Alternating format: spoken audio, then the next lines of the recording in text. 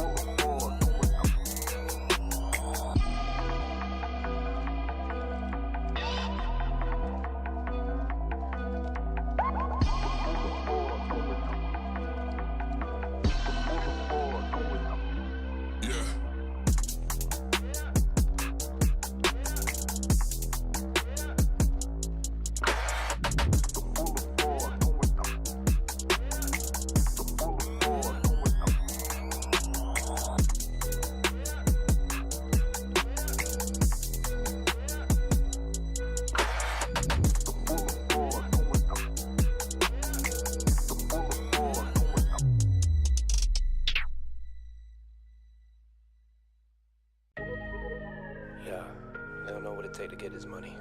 Yeah, yeah, get it. Determination, yeah. Ambition, yeah. And most of all, you gotta be a soldier. We've been up for 3 days, counting money these ways, yeah. Isn't a hobby, it's a lifestyle. Ain't me telling me the time is right now. Well, it seems that I'm the one they like now. I can control the switch, I just want ownership. You can keep all of them fake friends, I can keep all of the bricks. Diamonds loud like Ringo, make my skin glow. I'm a dog, dingo, line them up, bingo. But you know how it go when you chase thrills. My little boy just died from a fake pill. Couldn't bury the boy, so they had to burn. Had to give mama bread just to pay to earn. Y'all ain't getting no sleep cause you too busy feeding the ego. I ain't getting no sleep cause I'm counting this money with all my amigos. We've been up for 3 days, counting money these ways, yeah. Isn't a hobby, it's a lifestyle.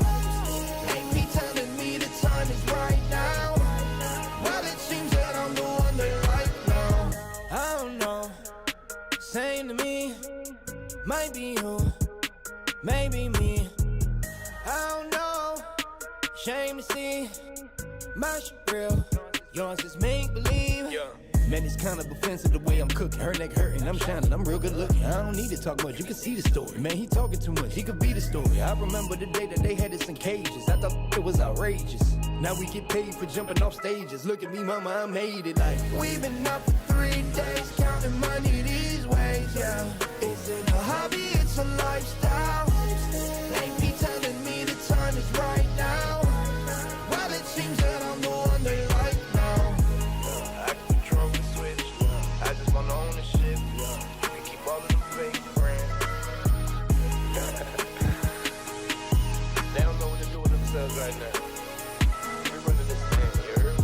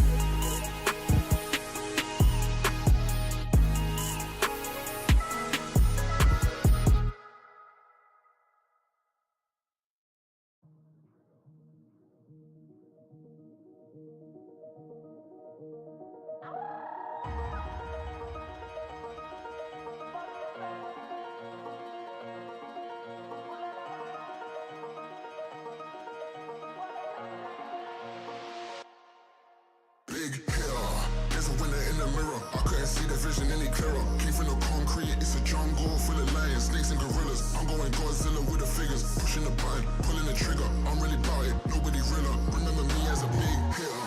There's a winner in the mirror. I couldn't see the vision any clearer. Came from the concrete, it's a jungle full of lions, snakes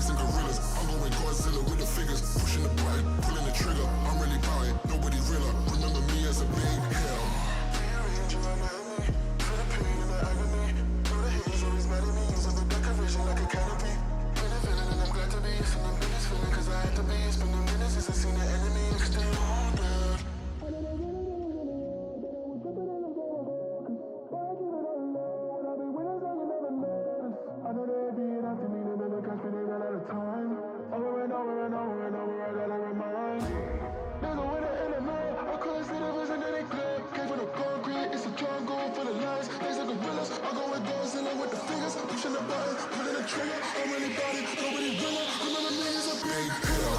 There's a winner in the mirror. I couldn't see the vision any clearer. Came from the concrete, it's a jungle full of lions, snakes and gorillas. I'm going Godzilla with the fingers, pushing the button, pulling the trigger. I'm really about it, nobody winner. Remember me as a big hitter.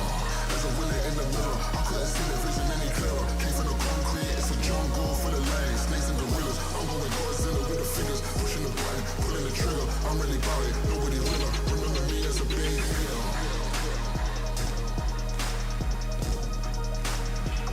Remember me as a big hitter.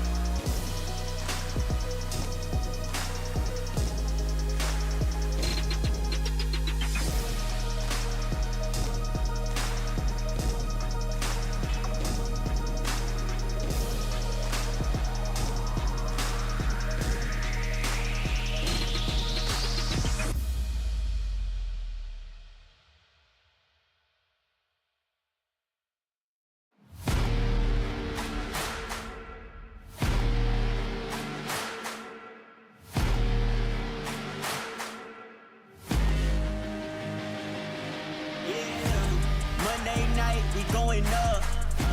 Go tell the odds, stay out of luck. Too much on the line to give it up. You know the mission, we gotta get it on Monday night. Monday night, we going up. Go tell the odds, stay out of luck. Too much on the line to give it up. You know the mission, we gotta get it on Monday night.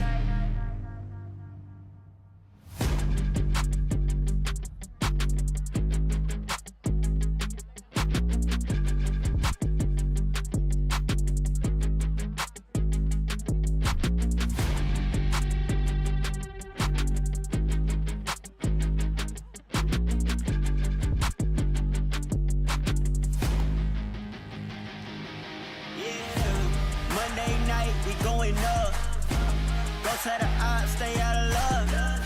Too much on the line to give it up. You know the mission, we gotta get it on Monday night. Monday night, we going up. Tell the odds, stay out of luck. Too much on the line to get it up. You know the mission, we gotta get it on Monday night.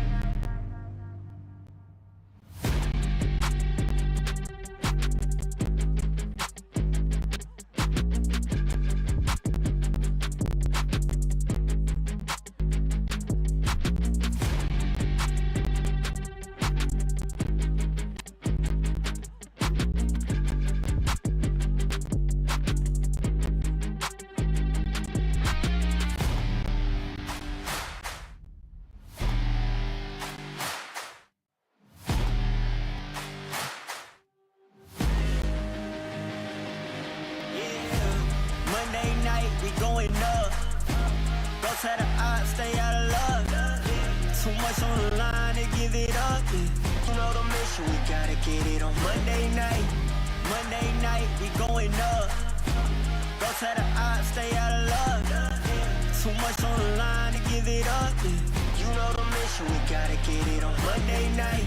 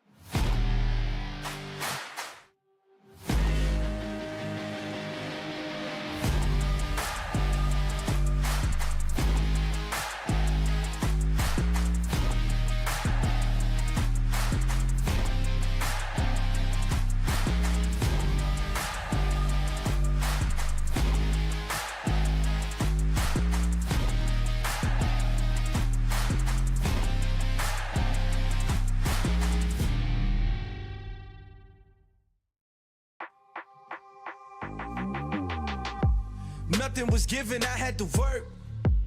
I got no limits, huh? Short on the 15, back on the first.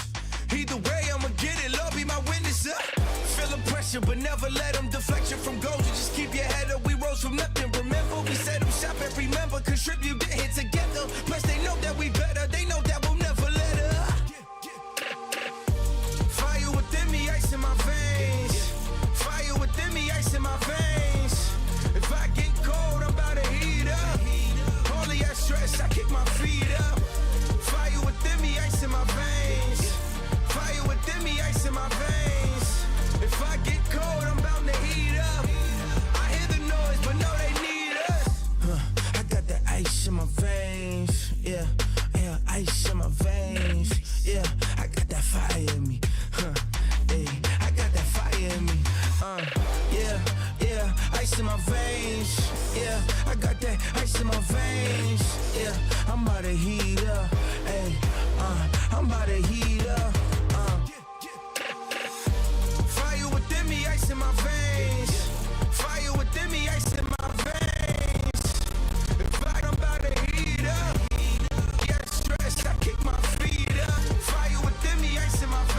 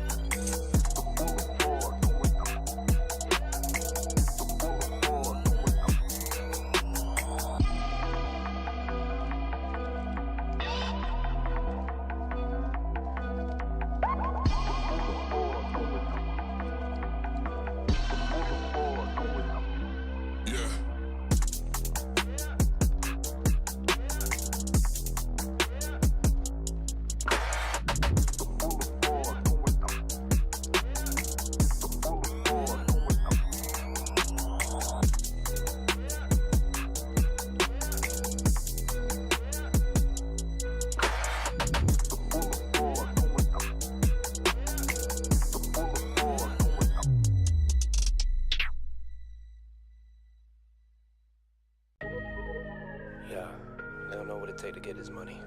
Yeah, yeah, get it. Determination, yeah. Ambition, yeah. And most of all, you gotta be a soldier.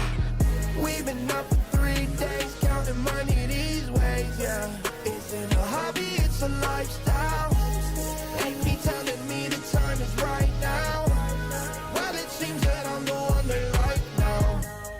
I can control the switch, I just want ownership. You can keep all of them fake friends, I can keep all of the bricks. Diamonds loud like Ringo, make my skin glow. I'm a dog, dingo, line 'em up, bingo. But you know how it go when you chase thrills. My little Woody just died from a fake pill. Couldn't bury the boy, so they had to burn. Had to give mama bread just to pay to earn. Y'all ain't getting no sleep cause you too busy feeding the ego. I ain't getting no sleep cause I'm counting this money with all my amigos. We've been up for 3 days, counting money these ways, yeah. Isn't a hobby, it's a lifestyle. Ain't me telling me the time is right now. Well, it seems that I'm the one they like now. I don't know, same to me. Might be you, maybe me. I don't know, shame to see. My shit real, yours is make believe.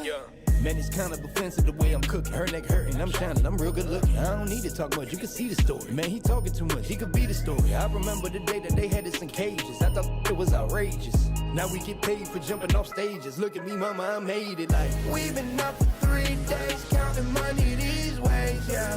Isn't a hobby, it's a lifestyle. Ain't me telling me the time is right now. Well, it seems that I'm the one they like now. I can control the switch, I just want ownership. You can keep all of them fake friends. They don't know what to do with themselves right now. We running this thing, you heard?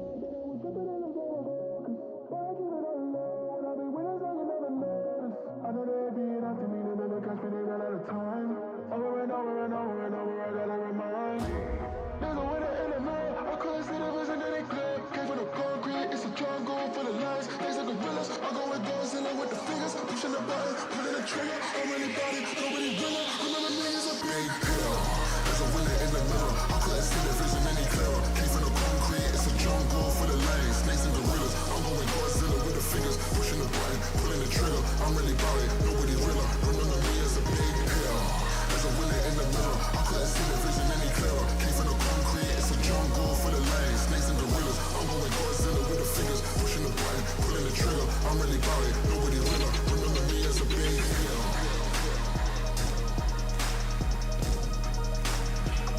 Remember me as a big hitter.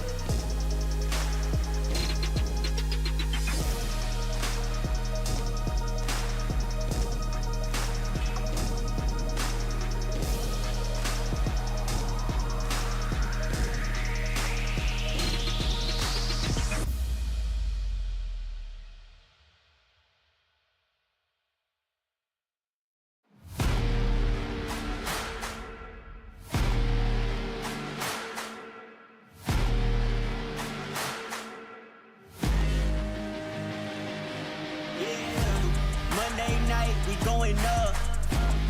Don't tell the odds, stay out of luck. Too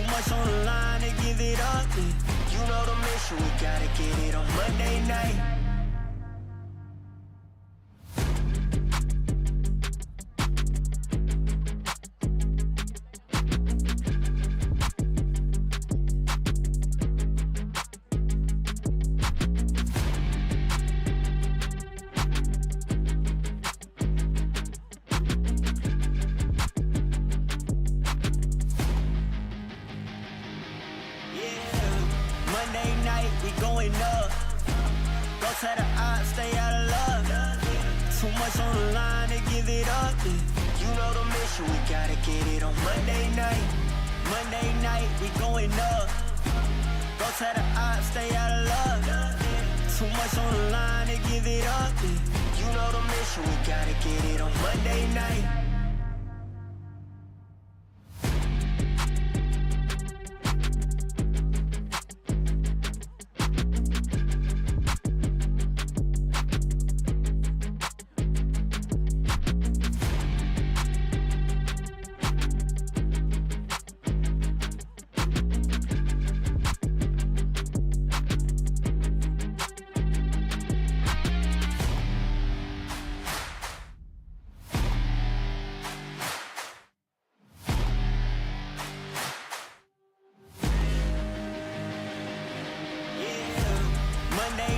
we going up.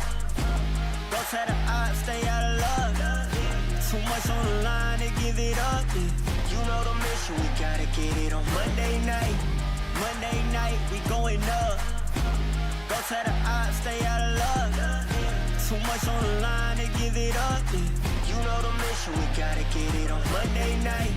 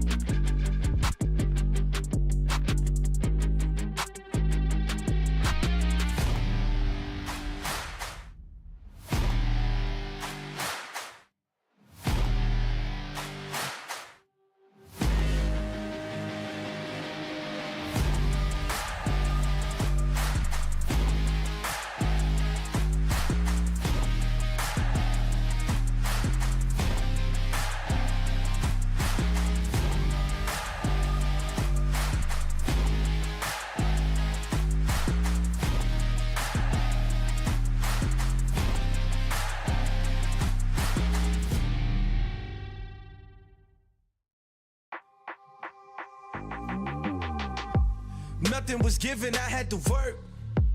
I got no limits, huh? Short on the 15, back on the first. Either way, I'ma get it, Lord be my witness, Feeling pressure, but never let them deflect you from goals. You just keep your head up, we rose from nothing. Remember, we set them shop every member, contribute, get hit together. Plus, they know that we better, they know that we'll never let up.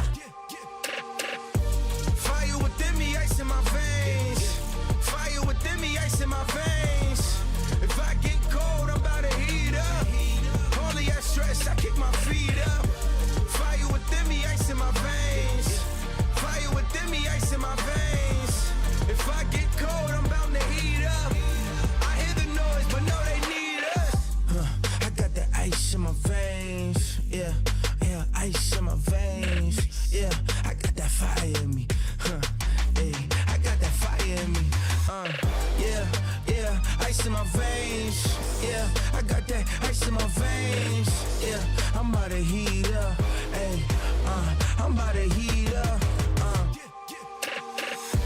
Fire within me, ice in my veins. Fire within me, ice in my veins. If I get cold, I'm about to heat up. Only at stress, I kick my feet up. Fire within me, ice in my veins. Fire within me, ice in my veins. If I get cold, I'm bound to heat up. I hear the noise, but no, they need us.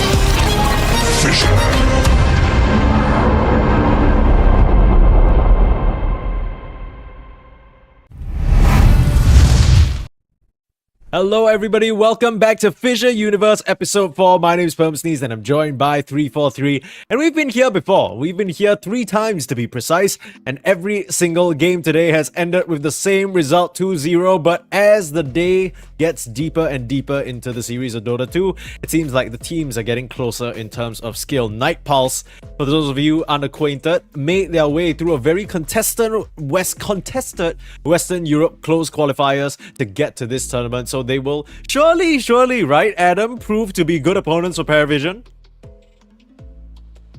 I hope so. 4th time's the charm, right? Yeah, 4th time. I mean, Night Pulse is #1 in their region coming through qualifiers, being Navi Junior 3-2. So higher expectations than the previous series for sure. That being said, PARIVISION is definitely no pushover. Yeah, PARIVISION, they've taken a little bit of a break. They skipped out on PGL Wallachia, and we haven't really seen them in a little while, right? The Dota calendar is packed. I think it makes sense that teams once in a while want to skip out on tournaments, just kind of take some time to chill, gear up for the ones that they're really gunning for. But of course, FISSURE Universe, you gotta play it. That's why we see PARIVISION here, and their first gauntlet is going to be up against Night Pulse. Now, Night Pulse, I think they were a team that were in a weird position, right? We heard from them first when they were qualifying through the Middle East region, some of the close qualifiers for some events that were happening throughout the past year.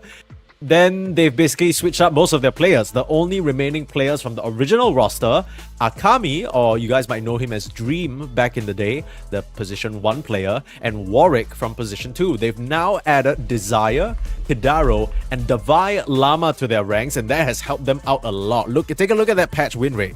67% is pretty crazy, and they most recently came off a win at CCT Series 7, a Tier 2 tournament, so they've got to be feeling pretty good about themselves. Indeed, and Davai Lama, probably one of the most controversial players, right, coming into this. Finally found himself a new home after Heroic. Well, here we have PARIVISION, no strangers, but haven't seen them in a while. One of the first events they've not gone to, right, PGL? Yeah. And I think for them, 70% patch win rate, that's even more monstrous than their opponents there. Last achievement for them was 3rd at Dream League, so they really put up a good fight, and this team is one that is so scary, especially when you think about the man who's not pictured on this screen right now, their coach Estini. His track record, you know, everybody knows about it. He joined a couple of teams. Every single team that he's joining finds an unprecedented degree of success in a short time. It's clear that he thinks about the game in a way nobody else does. He's a very unique coach in that regard. And when he's backed up by such strong players like No One, like Satanic, that young prodigy, there's a lot they can do. So my eyes definitely on PARIVISION. I still think Night Pulse are coming in somewhat as the underdogs, but this will be surely a little bit more close. We can see the coin toss has already completed, and Night Pulse, they prioritize choosing Radiant. PARIVISION, for themselves, they're going to go with 2nd pick, so a bit Falcons-esque in that regard. And our team with the... I guess they have their own style, right? Like, they play through DM quite a lot. Obviously, No One has been one of the overperformers, I want to say, in the past few tournaments. Obviously, skipping PGL, but I'm most excited for this match of all because I want to see what they bring to the table. I know what Liquid plays, you know, I know what Gaimin plays, they have history, but PARIVISION is a bit of a question mark for everyone watching. Yeah, and I think the biggest thing, there was this whole sort of, I won't say controversy, but I'll call it a discussion, okay, that Estini engaged in on X. You know, he was talking about how the team that he's with now, they feel like sometimes they're at a disadvantage because it's players like 9class, all these young prodigies inventing new strategies, you know, coining these Night Stalker position 4s and playing these unique heroes, and it ends up being copied just because of you know, the API being public. Of course, those matchmaking changes have taken it to effect. So as much as, you know, it's not like you're gonna dodge all the other pro players, when you play matchmaking, you're still gonna run into them. Maybe this will allow, you know, a bit more work needed for Night Pulse, and as we know, as much as their organization, maybe they don't have that infrastructure to have done the research on what PARIVISION have been practicing lately. There's been a bit of a break as well. So yeah, very interested to see how PARIVISION abuse and use the new map, the current meta. Is there any particular hero that you are keeping your eyes on for PARIVISION to maybe snap up? Tinker, I think, is probably one of the bigger ones. Like, all their players play it, right? No One plays it, 9class plays it too, I believe. That's crazy. Might not see this hero come out though. I think it has looked pretty strong. Yeah, have you got the chance to watch much of Night Pulse over the qualifier run? Did you sort of not encounter them at all? This team at all. Okay, well in that case, I'm just gonna ask you then. I guess the only inkling of an impression that you have from Davai Lamaos back in his time in Heroic. That is correct. He's been quite a titular figure, I think not just in-game but out-of-game as well. But let's talk a bit more about in-game, right? Like, what exactly do you think makes him such a unique offlaner? I think he's aggressive, which is why he kind of fit into Heroic, right? Like, he's a player that plays a lot on momentum. He kind of reminds me of how SSA Spartan was back in the day, you know? He has that kind of vibe, that kind of energy that he brings to the team. And I think that's... Yeah. It can be very strong, or it can like kind of bring the team down in a way, right? Like just having someone strong energy. It's just teams that respond well to it. Like I think even Mickey on Liquid is like a very high energy person, right? Like you see him shouting in comms and stuff like that. I think that's something that's a bit more unique among us gamers, if anything. Yeah, and most of us just gotta, twiddle our thumbs, not super assertive. Maybe a little bit of a moment of rage once in a while, but nothing too domineering. The Vi Lama is all up in there. I think we watched some behind the scenes content from some of the previous teams he's in, some of the previous events that he was in as well. He's always up there. He's always bringing the good vibes. I think I read an interview by Sayang Dota as well with him where he's always just trying to bring his best energy forward, right? And yeah, makes a lot of sense. A team like Nightpulse, some of these other players feel a bit more quiet. Of course, Kidaro is a man with a lot of ideas, so maybe we'll see some of them come to fruition here. First ban Sniper coming out from Nightpulse. That is certainly a targeted one. I respect it though. I respect it. Like all my main heroes don't play well against Sniper, like okay, bye. Yeah, makes sense.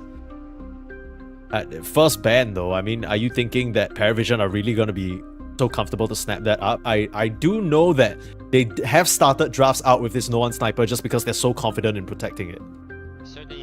There's the Tinker removed. I mean, I think they play well around this, like the fact that they are so good at lanes, right? I think that's like PARIVISION's strongest suit as a team. They also have, I mean, no one's just a specialist on this hero. Okay. Dazzle Aaron ban in the pool, out. Tiny in the pool, Yeah. Abaddon in the pool, AA in the pool. Sure. Maybe AA not first pick material. Maybe AA like second pick material. PARIVISION do have that second pick, so just about what Nightpulse want to snap up for themselves coming out of this ban. Yeah, ban. You probably see the MP. There we go. Right, so Darkseer, Abba. AA is definitely lower on the scale right now. Yeah, the ABBA left in the pool is an interesting one. I guess your strategy is maybe you pick ABBA and then you ban out the AA, but they go for the Terrorblade instead. That's fair. I mean, Liquid did this as well, right? It's probably one of the best responses. Good carry to carry matchup. You kind of deal with waves like on a reverse end. TB obviously scales his illusions against the Treant as well. Do you think there's a chance that this could be an offlane Terrorblade? Because DM does play it a lot. Chance, yes, but I think it's more likely a Satanic hero. I think it depends how much Nightpulse decide to address this, because I think the offlane Terrorblade kind of itemizes differently, right? As a carry, you kind of scale, you're allowed to play map. I think, just judging by draft so far, it's just like a map response, right? It's TB against Nature's Prophet. Sure.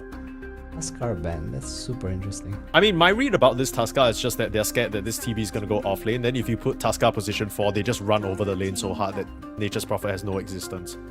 Yeah, it's one of the better heroes against NP. You have BKB Pierce later on, it just gets on top of you in the lane. Ice Shards into tag team is pretty much your death, but I would say something cool you can do is MP. You can actually sprout yourself out of Ice Shards. Yeah, there's a lot of weird like shard kind of sprout pushing yourself around type situations you can have.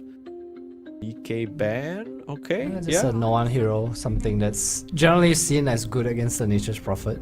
Maybe a little protection for something like a Ember or anything of that sort that they want to go for. Darkseer ban coming out for PARIVISION to protect the TB, which is now, I would say, more likely to be in the carry role than anything. Yeah.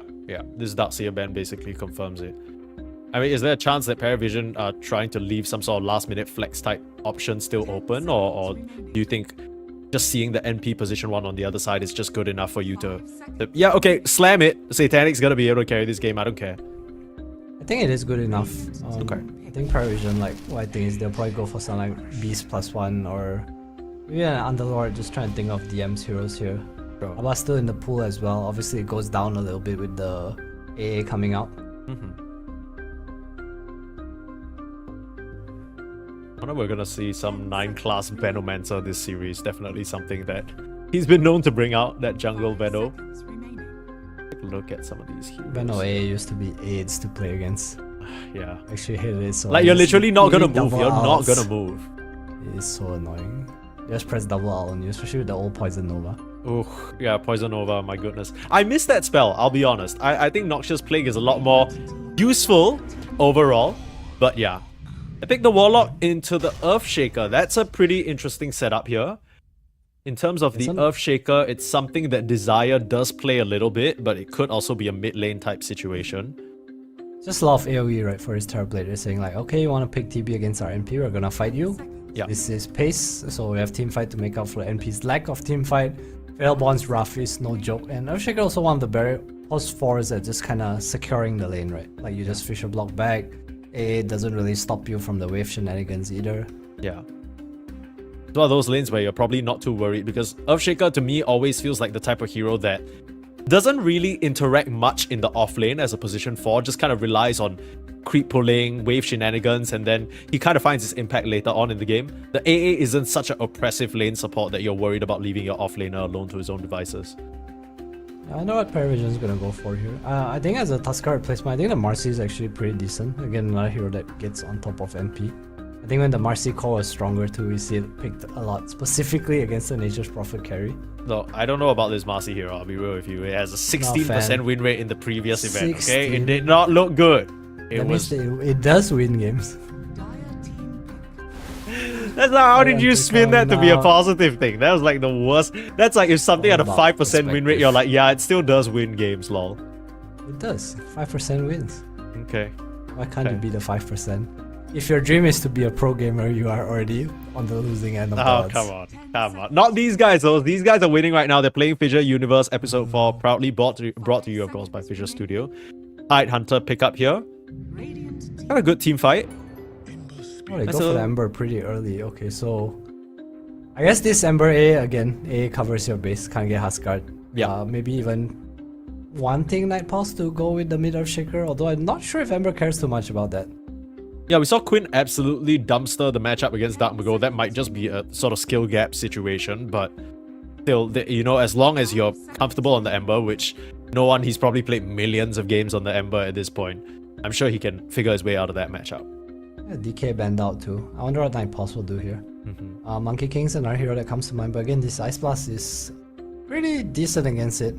I'm also wondering if this Ember or TB is sort of a flex pick, because I know 9 class dabbled in the TV for quite some time.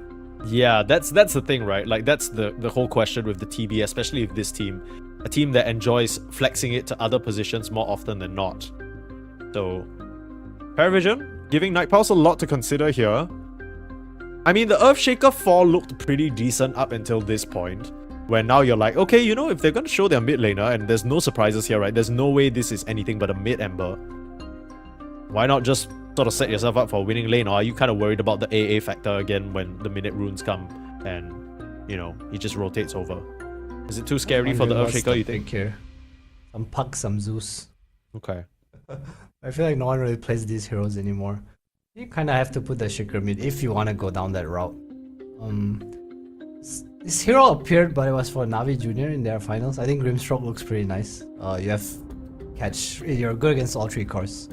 Sure. You have Eggs against the Terrorblade. You have Silence against the Tidehunter, and just Soulbind against Ember. It's pretty nice with what they have. The question is, does it do enough for them though? Doesn't really...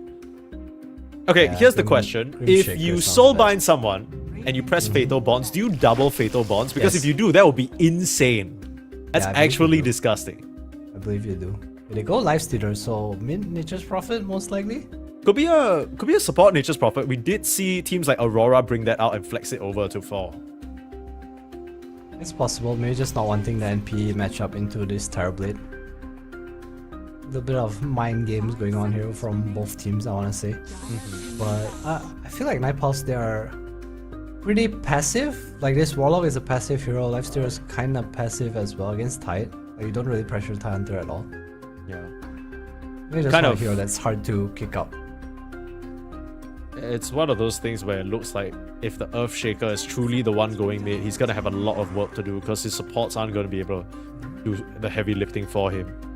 You like the Venomancer, Ben? Yeah, it kind of. That's just respect, right? That's just respect. It would be so good. It's just AA Veno, immense slows. I mean, the thing is also you can't really kick out Tide, right? Lifestealer Warlock, he's just gonna cut the wave. Warlock doesn't really do anything against that. You have the Dispel later on. Combo break against the Earthshaker too. Yeah. The Dead in the Water is gonna be so nice into the NP or the Earthshaker if they want to try and get the eggs or something like that. Beastmaster banned out. Enigma just again protecting the lane. Wonder if it's for the TV. Yeah, are these heroes really a threat to the TB? I would imagine that he'd be kind of okay with the high armor that he has.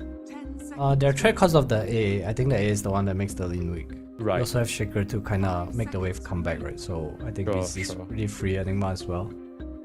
Right, Also as in gives you're them a lot worried of pace. you're worried they go for the Terrorblade through just chain killing the AA and stuff like that. Correct. It's a Well, Davai hero. Yeah, Davai burning through the Lama reserve hero. time. What will be the Divide hero for us today? So far, he's played Night Stalker, which is banned out. Doom, still in the pool. A little bit awkward into the Terrorblade. The Abba is still available. Yeah, I was thinking of it, but against A it's just not nice. But against TB and Ember, you're kind of happy playing Abba, I think. Yeah, like just shrug off the chains, right? And Shrug off the Tide. reflection. It's not too bad. I don't know if they want the NP Lifestealer Abba Tricore though. It feels like no one really does anything on the team. Oh, is it not Earthshaker Lifestealer core, you think? And then they're last picking their Divine Lama hero. Abba NP Warlock supports looks so. Okay, well, there we go. We'll see what the setup actually is because I'm more inclined to think that this might be an NP support. Because if the Yeah, I think NP with goes the- for Mars just spear for free, right? Yeah, I agree with that. I think this makes a bit more sense. I think they want to Shaker mid now because otherwise they're very reliant on Seconds remaining. one Mars again, and we've seen how that goes. But yeah, we'll see what they pick. Remaining. Yeah, this time Unless round, NP Warlock unfortunately, the cores. Mars doesn't have a Klink's position 4 to somehow scale into the game and come back like after NP's 60 pretty much the same though. I don't know whether NP has the same amount of insane burst and pickoff potential. Two completely different things. Okay, what? Talk to me about this Mars pick because I feel like I see the Mars versus Tide interaction a lot of the time. You still put a huge circle down and there's huge fatal bonds, echo slam. Teamfight's looking pretty solid for Night Pulse here. I think Mars against TB is just in general you reduce a lot of his damage, right? Number one with Arena and Bulwark, obviously just good against range carries. Okay. I think you do still die to Ember AA though, unless you're having a pretty good lane, which he might depending on whatever his post 4 is. I also think for PARIVISION, obviously they still have this option of just kind of cheesing a carry pick out right now if they want to. Something like an Ursa, for example, looks pretty damn unkillable this game to me. Yeah, just put the position 4 9 class Terrorblade as he does, which then on over and open up Satanic for a nice little last pick counter to the Mars. 18 more seconds to decide. Both teams really just kind of burning the full reserve time just to try and get the better of this draft. I do get what you're saying though. Night Pulse, their lineup feels a bit passive. Like if the Earthshaker and the Mars don't It's just get good clunky, lanes. you know? It's clunky. Alright, Wow. 9 class Ember. I was just gonna talk about it. It's like they could also pick a mid and he actually does go for Ember. Okay. I don't know if this is like some great Ember game simply because you can't pressure a lifesteal that much, but you have Gush in your lane too. Yeah, what's the plan here? I know, you go for the chain gang faster and you're just locking more heroes down, but what's the idea with this position 4 Ember? You just control, right? I think. Like steering chains into cold feet, lockdown, you have setup, you have damage on your team already. You also can kind of deal with waves in a way. Sure, okay. Buy some Mage Slayer, it's pretty nice against their heroes. Hard to kill as well, right? I mean, what sort of makes them switch up last minute for the Storm Spirit? What are they so worried about that the Ember Spirit couldn't go mid? I guess they just didn't want the matchup into what was probably the Earthshaker. They also kind of lack catch, right? And I think there was no real +4 to fill. The Cloud was banned out as well towards the end. And I don't think there's many setups compared to the Storm. Storm is just the best setup always. And Storm A is some pretty sick disgusting kill combo. shit, yeah. Yeah, especially against the heroes that they have right now. We might even see an Orchid come out from the one just to pressure the Lifestealer a bit more. Yeah. We'll see how it goes here, but as the heroes do get locked in, I have the privilege of actually seeing what's going on. So I can tell you, it is Warwick bringing the Nature's Prophet to the mid, and it will be that Desire Earthshaker position 4, like you mentioned. Everything else is as per expectations, other than the 9-class Ember Spirit. So I have to ask, Adam, which draft are you liking more? PARIVISION for sure. I don't like the... I'm not a fan of this like Mars as the solo killing core, you know? And I think his lane's like not easy. TB is pretty good against Mars in lane as well. Okay. It's reflection spam, you just hit him down. You're a high armor hero, you don't care about rebuke that much. Sure, Mars counters you in the game somewhat to an extent, but I feel like TB doesn't really interact with you if he doesn't want to. Yeah, the interesting thing to me is they also pick this Life Stealer as a response to the Terror Blade. Is that a good carry-to-carry matchup for the Life Stealer? Do you eventually get to a point where you can deal with TB? I think the whole idea of Lifesteal here is they just want like some dead lane heroes so they can play in silence. Okay. Maybe enable Davai Lama a bit more because I think they were planning for this mid-Nature's Prophet from the start since first pick. Sure. So just a hero that can stand there, not be threatened. Don't care too much about the Ice Plus. You're a hero that kind of survives by itself, right? Yeah, it's kind of scary because as much as the Life Stealer fulfills that role, the other 4 heroes on Night Pulse, not so much. If you get chains down, Static Remnant pulled, and then you get an Ice Blast on top of your head, you're dead meat. Like, you're so gone. And I feel like Night Pulse, these cores, the Mars, the Nature's Prophet, they're going to need to play with BKBs. Like, that's the timing that I think they're going to go for. So, I mean, what is the plan then for Night Pulse? Because at least for me, I'm looking at the drafts, I'm looking at PARIVISION, I'm like, oh, these guys are about to pop off like minute 8, minute 10, right? They're going to start running around with no one, creating kills, creating space and pressure, and what can Night Pulse even do? I feel like Night Pulse has the... How do I put it? I feel like it's going to come down to lanes. For one, I think this bot lane is a bit complicated. Like, obviously, you have the Shaker block. And this Shaker going mid against Storm, you actually... Storm's one of the heroes that he has this like weird level 4 to level 5 where he's kind of weak before he gets the zippity zap. Hey, Adam, the Shaker's not mid. We talked about this. Yeah, I mean, like, you walk mid, you know? You walk mid. Okay, so you think he's gonna try and run in and gank the Storm?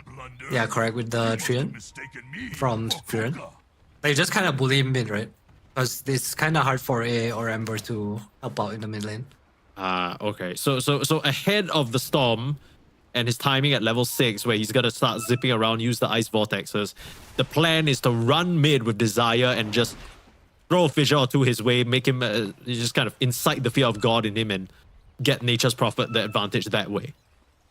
Yeah, I feel like you want the NP to kind of scale. We might even see... I wonder what he'll go for this game, but I feel like you can leave the Mars at some point. A doesn't really pressure him that much. You also don't really help him too much by standing in the lane. Shaker, I think you want to give the Mars as much EXP as you can and just kind of grief mid if you can. Every time no one walks downhill, you know, you kind of want to be there. I feel like that's the key to their game for Night Pulse is slowing down this Storm. Because if no one has a good game, like you said, this looks like a pretty damn good Storm game. Yeah, it's pretty free, isn't it? The 2 supports don't really do much to keep you in place other than when Desire gets a blink, it can chain up some of those stuns. We'll see how it pans out though. This is the last best of 3 for this stream, and on the other one as well. We come to an end to our group stage day 1 games with this final series, PARIVISION versus Night Pulse. It'll be the most close one that we have today, and I will say this might be controversial. People might give me shit for it, but I'm just gonna go out and say it. If you think that Night Pulse are the heavy underdogs, you're probably right, but they're not as much of an underdog as some of these other teams. These guys, I got belief in them. I think they can pull out something out of the hat. I think they can give us 3 games for the first time today. I think they might even make PARIVISION sweat for it a little bit. Although, I don't know whether that's going to happen in this game number 1. It feels like this Storm last pick is just so brutal. I think it's also going to come down to how much impact 9 class can have, right? Sure. Just see him pulling the wave. Fails to block the big camp here. And the thing with this Warlock is very tough position 5 to break. You're always going to have just what feels like infinite resources and win the war of attrition. And that's generally the war that the Tidehunter is fighting when he's in lane. He's trying to outmuscle you. Same thing with the Life Stealer. The Warlock kind of tips the balance in the favor of Night Pulse, at least early on. Nothing really too interesting in the lanes going on so far. Both teams just happy to farm. His Gush plus Ember is pretty strong too. Mid lane, no one. Just like with the slide or just like with the Ember auto attacks? Yeah, anything basically. Like slight chains if the Wall of South position with a Gush coming in, Blood Grenade, I'm sure he just kind of dies. Lifesteal doesn't really contribute to helping you much in any way. Yeah, but I mean, that's not going to be a problem. Kidaro's just always full HP, right? Level 1 Shadow Word, 4 Tangles to speak of, a Fairy Fire in the back pocket as well. Yeah, He'll be that's true. I wonder whether we will see much stacks being made by this 9 class Ember, because it's something that the Storm and the Tide can both kind of go back to. Early on already, no one taking a lot of harass in the mid lane to Warwick and the Sprout spam. Brienne's also laying in a good amount, but TS-wise, doing pretty well for himself here. Should just be a rather neutral lane. I don't see the Storm really going down unless he makes one too many missteps, and no one... Many things about that guy, but misstepping is not one of them. Up in the top lane, Divine Llama, nice fissure block off. Saving his life there. Desire coming in clutch for his ally.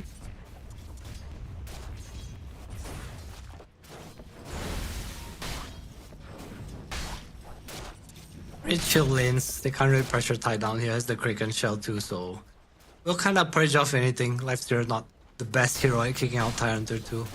At some point, probably CDM just start to cut waves, and I wonder where 9 class is gonna go when that happens. Like, do you move to top lane? Or just kind of help this TB every meta? I want to get your opinion, because we've seen some pub ruining shit a little bit today already. In your opinion, which is the worst position to have as an offlaner in your lane?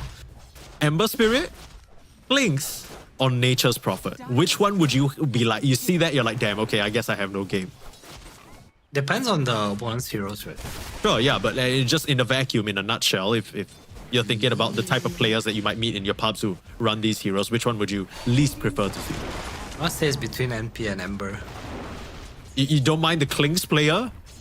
I mean, Kling's +4 is like, it's not bad, I think. Oh, here comes Desiree with the rotation.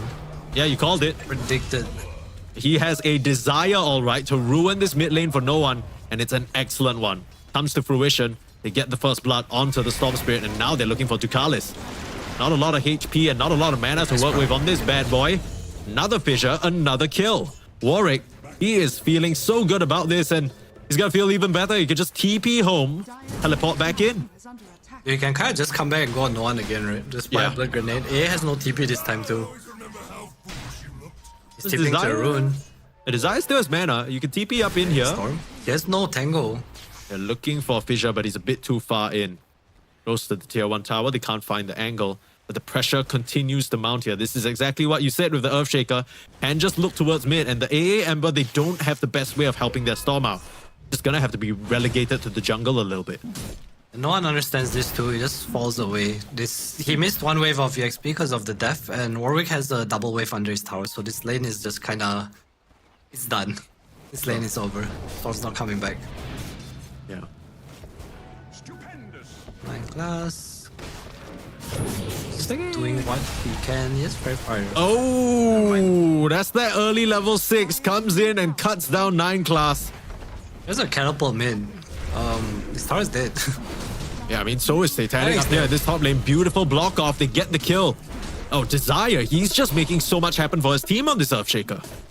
Yeah, the rough, super high value gets a kill bottom. Probably hits TB top as well, gets him low, and Warwick takes the mid tower. That's as valuable as it gets, no? Yeah. It's kind of crazy how much work they've been able to do through the Earthshaker NP coordination. Top of the net worth, 3,500. He's just continuing to lay into no one. Now, with that level 6, no one should be safe from any further ganks here. This is where his game starts to take a little bit of an upswing, but that's only if he can get his hands on some farm. For now, it's Warwick, the one leading the pack, doing very, very well for himself. 6-minute runes, you got the supports from Night Pulse already in position.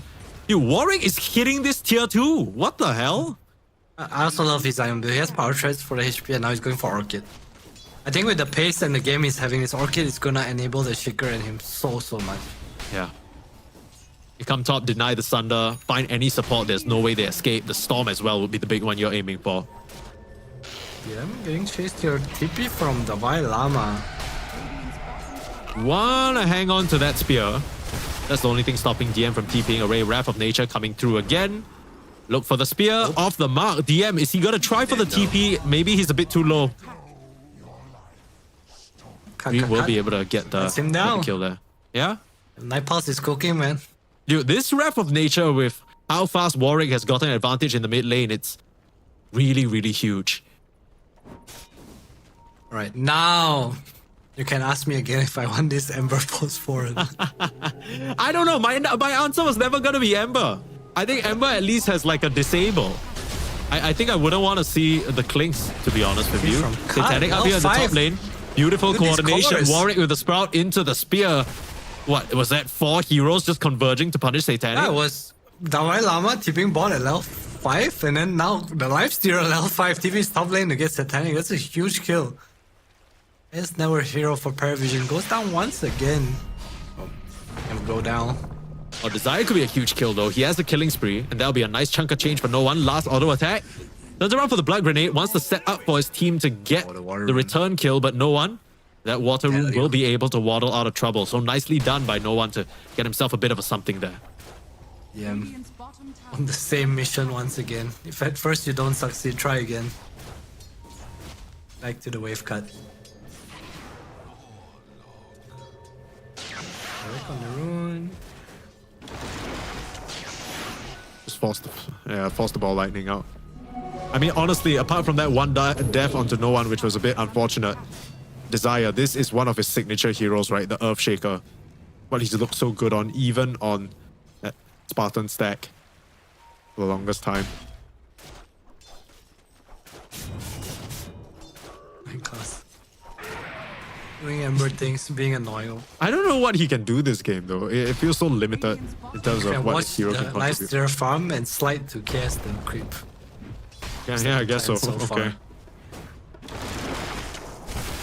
I try and gank DM. Yeah, this is a Tide Hunter. You're gonna waste a lot of time chasing him around, and you might not even get the kill. You're not Arrows careful here with your too. stuns. This is a lot of waste. Okay, look. So Night Pulse are 6 and 1. They're getting good kills. That's great and all, but they are wasting a lot of time on each of these kills. God, can they even kill him though? They are wasting a lot of time on these kills. And DM, he's just kind of waddling out of there with his little phase boots. He has been leading them on a goose chase for 1 whole minute. They will get that final fissure and blow up the watermelon, but it takes them from 8 minutes to 9 minutes. And the whole time Satanic's just farming. Right, to be fair, mid wave was like kind of pushed in, so there's no wave there anyway. Not too much loss. Warrior still top of the net worth, but yeah, space for DM. Space from DM for the rest of his team. is under attack.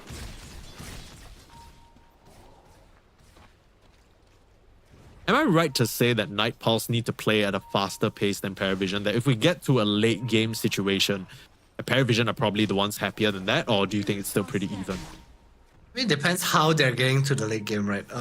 For whatever reason, Dalai Lama is really poor right now. I feel like PARIVISION is a bit lacking in the level department, but they are doing okay. Just hit 6, gets the lane because Satanic's been jungling.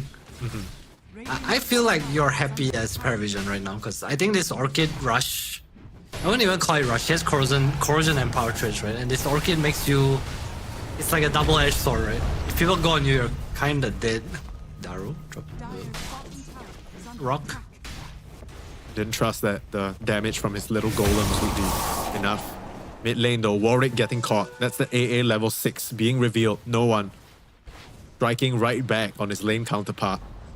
Dalai Lama is here. Bottom tower has Yeah, but to do what? See what happens. Yeah, I don't know.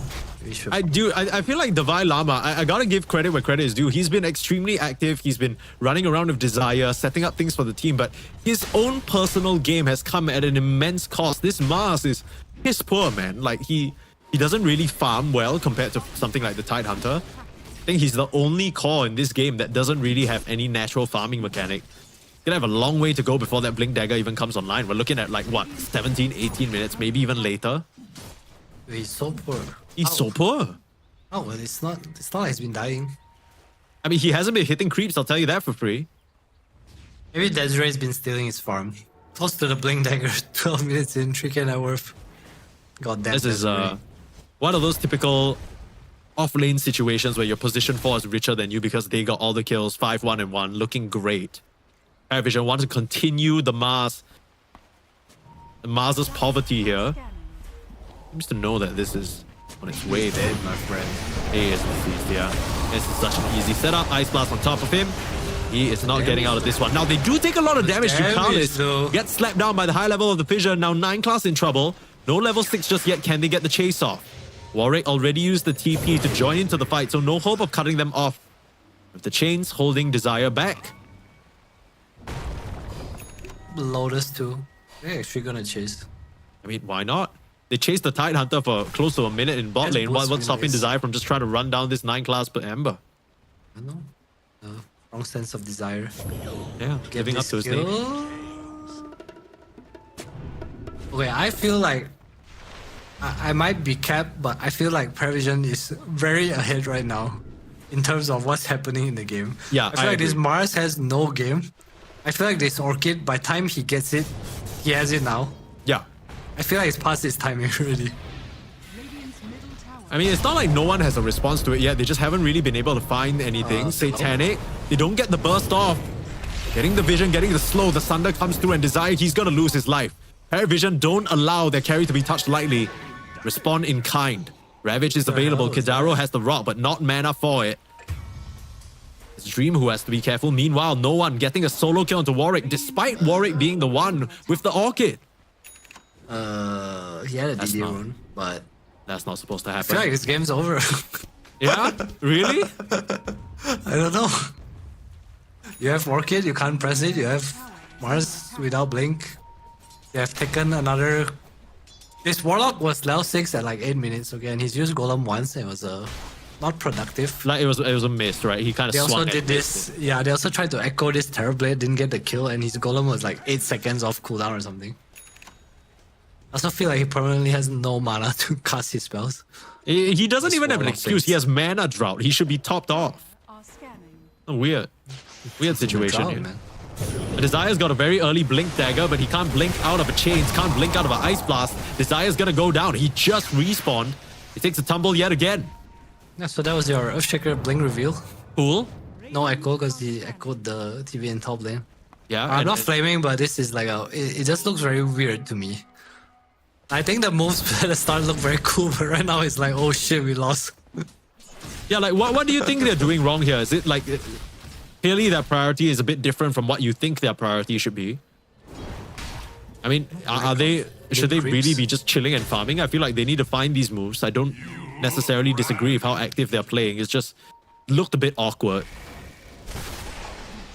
I mean, it's like you say, right? It's just very kill horny, I guess is the word. Like the chase on Tide Hunter for a minute. Yeah, why did they do it? That just feels so silly. Right, they want to use their spells now. Echo Slam's still not out, but they have the Golem. Okay. Warwick gonna start things out onto 9 class. No one there to support Ducalis. The rest of Warwick's team is nowhere nearby. The arena comes too late. They'll claim a support, but that's about it.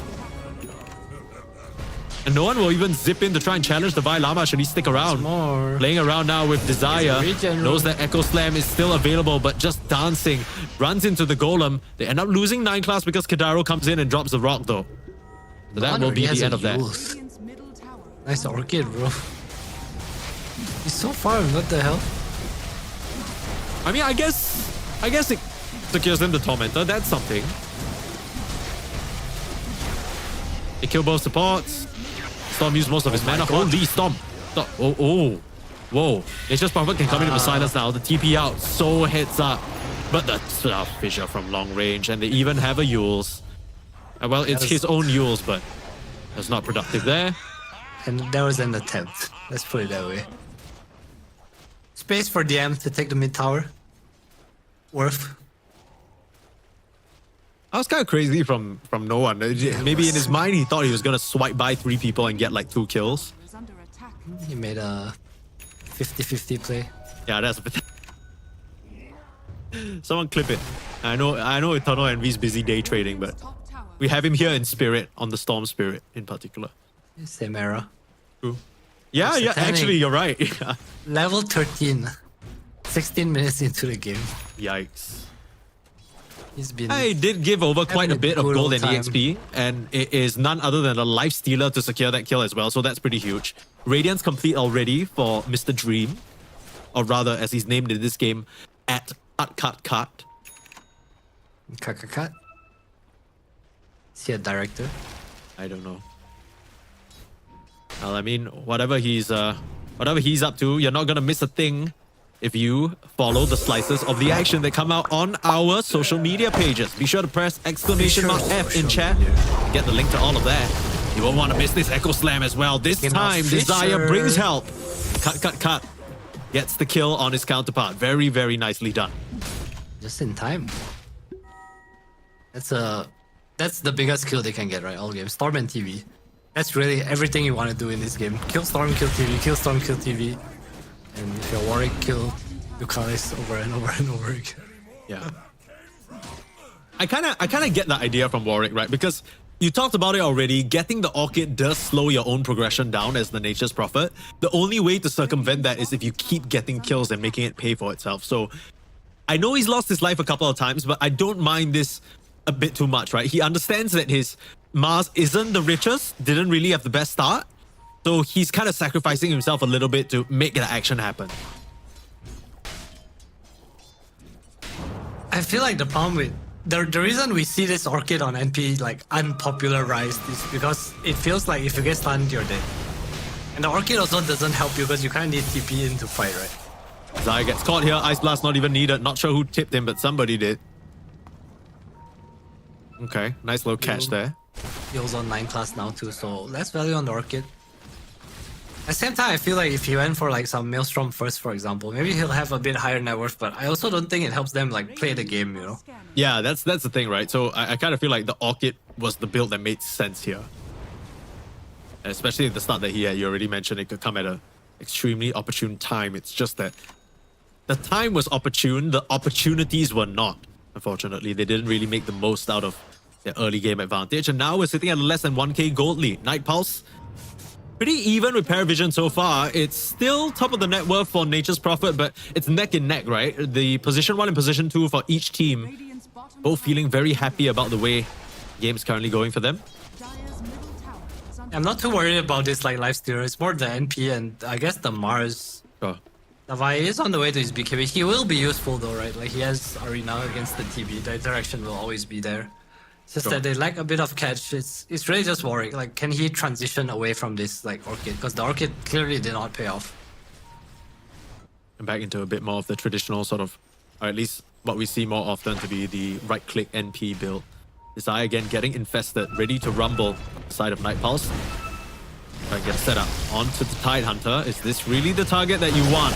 TP in now, Storm with a zip. Ravage only onto a raged Lifestealer. The Vilama in some trouble throwing down the arena. They'll drop the rock as well. In comes the Echo. It's huge. It's onto no one. They got the kills. They find the Tide and the Storm, but they're taking a lot of damage for it. 9 class starting to zip around. And cut. He's Ice Blasted up. Use the Kite and Satani's gonna head on over. Look for the punish onto the Lifestealer. He doesn't have help. He's gonna go down. No, he turns it around. Warwick with the reset. Comes back in clutch. Oh my goodness, how was that? Some mischance coming up from the Radiance to save his life too? Yeah, oh, that must have been. What a play there from the Lifestealer. He has really just salvaged that game in that move alone. Mjolnir done for the Nature's Prophet now to drop onto Cut, who it does complete its SNY. Suddenly the game's looking open once again for Night Pulse. I think his teams need to pay me to talk shit about them. Like that's what works so far. Every time I say oh, something, you mad? You mad? mad? You think Night Pulse you jinx them a little bit or reverse jinx them a little bit? Yeah, they're doing just fine. Fight looked pretty nice too, but no one went down. That was a beautiful Echo Slam by Desiree. Yeah. Just keeps I mean, he started with that initial fissure. He didn't commit for it. Let the Mars come in and he just bided his time. Just excellent stuff, catching no one off guard. Yule's gonna save him there. I have a real question for you. Yeah, I'm listening. How happy do you think the organizers are every time someone picks up Shaker? I'm gonna be honest with you, I don't think anyone cares. I think Desire is happy that he gets to play one of his best or favorite heroes, but probably not very happy that he just keeps getting picked off by no one like this. Dying to no one. You are It's an your honorable worst death. enemy. Not too sad about that. Have you died to no one? Probably. Yeah. That was part of the VP King era. Yeah, that's true. Was I even playing? No, I wasn't playing actually. I was coaching. Did you ever play in the same sort of tournament or same era as no one? I'm sure you have. I was coaching, I think. Okay. It was You're the really... NV Universe. No, it was NV, Ohio, Pi, DJ, and Abed, I think. Right. I was coaching Fnatic. That was the era that VP was just on top. I remember we played Summit against them and they were doing like the all-hero challenge. Oh, And we got 3-0'd in the and finals. they still dumpstered you guys, huh? That is correct. That's tough. It'd be like that. What makes no one such a beast? I feel like he's just retained his skill over the years. Like, you always talk about these zoomers coming in the mid lane, showing everyone how it's done, but he hasn't missed a beat, and he's just as sharp as ever. What is it that makes him such a strong player? I think if you don't stop playing, you don't really lose the muscle memory and just the focus, right? It's like what you think about in the moments. I think the experience pays off when you are consistent. And I think if anything, his biggest thing is that he has been consistently playing. There's like the lazy play and there's the like actual grind, right? Where you're trying to improve. And I feel like no one's just never stopped doing that. That's fair. Sometimes it's a bit hard to tell much under his very stoic, exterior. Doesn't really give much in terms of... Yeah, he doesn't really give you much in terms of media or interviews and stuff like that. He doesn't really... That's why it's no one. Wasn't there that story about how his nickname was supposed to be Noon instead of No One, but because he tried to get fancy with the capitalization and the stylization of it, everyone just said No One, then he just kind of accepted it. Sounds very likely. I mean, at this point, if you had to correct everyone, it'd just be miserable. Imagine if everybody started calling you 340 third or something like that. 343rd. Like I would accept it. Yeah, you wouldn't like at a certain point you'd just be like, okay, whatever. Fine. It's true. I would accept it. Yeah, it's like how you keep calling Desiree. I'm just like, what are you talking about? Oh, it's like classy. What? Desiree is classy, Give him give him some class. Is Desire not classy? No, Desire's It's got a little bit of sensual feel to it. Desire's, what's the word? Damn, I can't find the word I'm looking for. I feel like when you say the word desire in your current tone, it's a little bit Desire. a little bit sultry. You got some ASMR vibes going on right now, Adam. Alright, it's 4:15 in the morning. Casting my 4th game, so yeah, that's how it is. I don't want to talk about Desire right now. Only thing this man desires is to go to bed, but we have a game on our hands. In fact, it's shaping up to be a pretty exciting one just off of that fight alone, in case you're just joining us. Again, the people are probably still on PARIVISION's side. Everyone still probably thinks that PARIVISION are the ones favored in this game. But if the Earthshaker and the Mars can continue to get teamfight setups like that, it's going to be a very different story. I mean, this game started in such a weird way, right? Like Warwick basically getting the tier 1 tower at such an early time, like before 5 minutes, 6 minutes. Desire was getting many kills, rotating around the map. But then they kind of lost the plot a little bit. They allowed PARIVISION to just kind of run around and drag their attention left, right, and center. Now all's fine. Now all's fine. The Lifestealer has his items, joined the crucial fight, paid off big time. Now we have ourselves a game. 4K gold lead to the side of Night Pulse. No one going back for an Orchid? Huh. Yeah, I think so. I mean, I like the Orchid this game. It's nice against the Warlock and the Shaker. Desire already prepping the Yules though. I feel like PARIVISION just kind of made a mistake taking the fight there. They felt really strong, but just went to maul for mouse. Okay, first off, I want to say that if my mouse stops working, and I feel like restarting your computer is the most... What's the word? I don't know whether that Is that the anything. troubleshoot? Yeah, is that the troubleshoot? That's like the... What is he saying? They actually not have malls in Greece. No, he's just, the Vile Armor's just messing with him a little bit. He's back. It's fine. We got a game, fellas. He's sorted out the mouse. He's started his PC. Who knows? Maybe in tandem with his mouse not really working, he also just wanted a clean reset. Back into it now, folks. Don't worry. FISSURE Universe Episode 4 resumes. This is the action you came here for. And yeah, Night Pulse, as we said, in a good spot. You were saying that PARIVISION probably felt a bit too strong in that moment, thinking that they could take that fight on. But I mean, I'm going to try and complete your sentence or your thought here. I'm probably not really respecting the teamfight prowess of Night Pulse. It really just was the Fatal Bonds and just Desire with this big Echo Slam, right? Melting no one. Dire are scanning. I kind of am surprised that we see no one skipping the BKB at the moment. I understand that, you know, in his mind, he's looking at Night Pulse and he's like, okay, Orchid, I have Yules for that. Arena, I can zip out of it. And the Rock is... BKB's not going to save me against the Rock anyway, so what's the point? But, I mean, he is queuing it up now. I think it's kind of necessary because Desire's always going to be looking for you. What's the Rock counter? I think just like tanking up. Oh, it's if you smell. Please tell me you get it. No, that one I get. That one I get. God bless. Okay, I'm gonna prove it. It's his catchphrase, right? It is. Okay, I'm we're not gonna do about it. this anymore. Yeah, it's too cringe. Okay, anyway, back to the game. I think the reason he's not going for the Bye. I think the reason he went for Orchid first instead of BKB is because they realized they're not fight ready. Like, Hey, until Warwick's much in here. later on. Warwick's gonna kill him. Back to the base. Man, No one. Okay, well, they are entering the arena of battle one by one, and no one is the victor there. I think Kidaro has to thank his lucky stars that no one is out of mana. I thought he would be next. Storm game, baby. No one showing why they last picked this 24 Storm. Pretty freaking just looking at Kitaro TP out during his Glimmer. Wait, so free. again, back to the Orchid. I think it's because they want to split the map, right? Like, they're not ready to take this team fight. And the Orchid has paid off already. Big kills against Radiant's Davai. bottom tower is under attack. Zarlo. So top not of going the for network. Yules. They queued up. Picks up a 4 staff. Yeah, fair. Standard So farm of this shakeout time. itemization. Just want some mobility to get around in the fight, find the angles, whatnot. Every time the game slows down and there's no team fight, I feel like PARIVISION is just Radiant pulling ahead. are scanning. Yeah. Yeah, it really does feel like Night Pulse are the ones who want to try and find these engagements. They got a dream one earlier on in the mid lane. That's because PARIVISION obliged them. Silence coming in, Warwick in some trouble. That's an infest. The silence to try and stop the infest from coming out, but very, very heads up play there from Dream to preemptively rage. He knew that was coming. Very smart.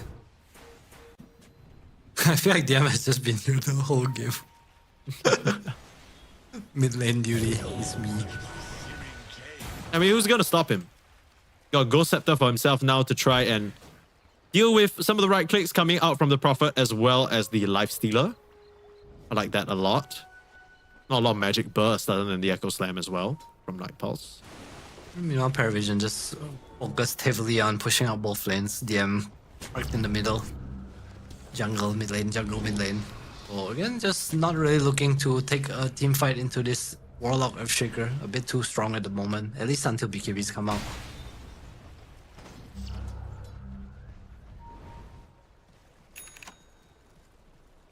Just going for the Agonyms on that Tidehunter. I think it's going Orchid too. Rest is a pretty common build nowadays. It's nice against the Lifestealer too that has no Dispel. And for the early Sanch pickup. Not decided on whether gonna complete it into SNY yet or... I mean, I'm sure it's somewhere I down mean, he the- just disassembled his SNY for a Manta, right? Because he sees the Orchid on Storm and he also needs the yes, deal with right, Orchid on sorry. TB. I So understand. I guess a lot. It's a good adaptation. He also turned the Sage into Abyssal later, so... No wonder, I swear, I saw that he had quite a high amount of gold. I'm like, oh, you know, shouldn't he have Agonyms by now? I completely didn't notice the Manta for some reason. You are forgiven. The games are absurdly slow today, I will say. I think maybe it's the team sort of getting into the groove of this group stage. It's also not one of those events where... Oh, 9 class? Mana, can you get out? Nope. He's gone. Beautiful Fissure. Such a long range too. Roche time. There's a nice blast though. They have to be a little careful here. Okay. Let's blast with a no one zip. It comes. And no one is unfortunately on the other side of the map. So if he wanted to zip, I'm not sure whether he would have the facilities for it. They're trading it out for the Tormentor though. That's okay, at least PARIVISION gets something. I don't think Aegis matters too much. They are not fight ready anyway. Probably just gonna continue with the map. But Desire's already on the case. Queuing up a Shadow Blade. Really farmed on his Surge Shaker. Still pretty impressed. Yeah, he's having an excellent game. Matching net worth of the... Oh, the Vile Armor just found Ducalis all alone. Nice. Now, how did that happen? Was that just the Wrath of Nature and some spells coming out from the Mars catching him off guard? That's what it looks like. Dire's middle tower That is probably what happened. Now Night Pulse gonna start grouping up a bit. Push out top lane. The Manta helps deal with this like wave pressure too, so that's really nice. Makes the Radiance even more effective. Desire going to be the vehicle of choice here. They want to make action happen. They want to start killing these split pushers, making their way towards objectives. 9 class being looked at here, the instant pop out. They don't really care that it's a lower value kill. They're just gonna keep pushing the issue. Silence up now, onto the Titan Hunter, TP out. Desire in a little bit of trouble, still being chased down by no one. Nice little sentry in the river, giving him the vision, but no one can't continue to commit. He is out of mana though. This is troublesome, forced to pop the BKB. Looking for an angle out of the fight. Just needs mana for the TP. Should be able to get out. Had a regen rune running, so he was fine in all instances, to be fair. No managed to wipe out the whole wave here, so tier 2 tower under threat now. So annoying. That's really all he is right now, annoying. Can't really touch the Lifestealer nor the Nature's Prophet, especially the BKBs that come out. And also Kidara's been doing a good job of just holding this golem. That's better. Whoa, okay. Bit of a trigger finger there on Satanic. Very quiet game from this Terrorblade. I mean, it's first picked. You know, it's one of his signature heroes. He hasn't really been able to do much, but seems like that's the PARIVISION game plan there. Like you said, split waves. All he's been doing is sending his illusions to cut these camps, farm the map, try and counteract what war rate pressure has come out. Honestly, Night Pulse, they're in a pretty good spot themselves. I get what you're saying though, where every moment that passes that something's not happening, Night Pulse are losing ground on the map, but this Lifestealer's looking very convincing for me. I feel like he could definitely do it this game. Manta needs to be careful. Will pop the Rage and force the Remnant away. This is a little bit of a bait here from 9 class. Maybe he's expecting no one to try and turn around and help. Spear off the mark with a nice Fire Remnant dodge. 9 class will be able to slither out of trouble. The NP also helps what they're doing, right? They're just kind of splitting the map. NP's pushing the other side by himself. Obviously, Knight can't deal with this, but 2 lanes going in is nice. I feel like every time Night Pulse make a move, it feels very good for them. Like, kills are easy to find. Yeah, they get the setup here as well onto DM. Unlucky timing on the Blubber, pops the Ghost Scepter as well, but he just gets in with the Infest, pops out with the damage. Cut is wicked sick now. This Lifestealer's on fire. Quite literally with the Radiance and also just performance-wise in game. 500 CS. It's an insane amount. This Manta purchase is really paying off, right? Like, easy to deal with waves as well. Obviously, PARIVISION doing what they can. My class. You asked what the Ember was for, well... I don't know. I still don't know. I'll be real with you. Oh He's literally gonna die to the Radiance. Whew. That 50 HP. My god. Radiant are scanning. Again, another game where one team is running after the other and not really getting any kills. I like to see Desiree